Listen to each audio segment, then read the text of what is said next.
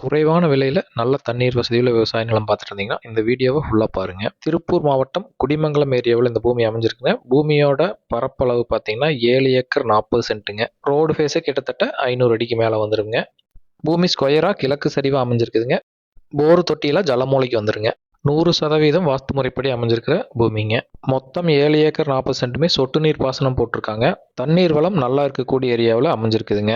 நல்ல மண் வளமுள்ள பூமிங்க. வண்டல் மண் கலந்த செம்மண் பூமிங்க. 2 போர் இந்த பூமிக்குள் இருக்குதுங்க. அதுக்கு 2 ஃப்ரீ இபி சர்வீஸ் வந்துருங்க. ரெண்டுமே 7.5 ஹெச்பி.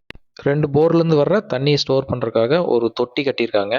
தொட்டியிலிருந்து ஃபுல்லாகவே ட்ரிப் இரிகேஷன் மூலமாக 7 ஏக்கர் 40 சென்ட்டுமே பாயுதுங்க.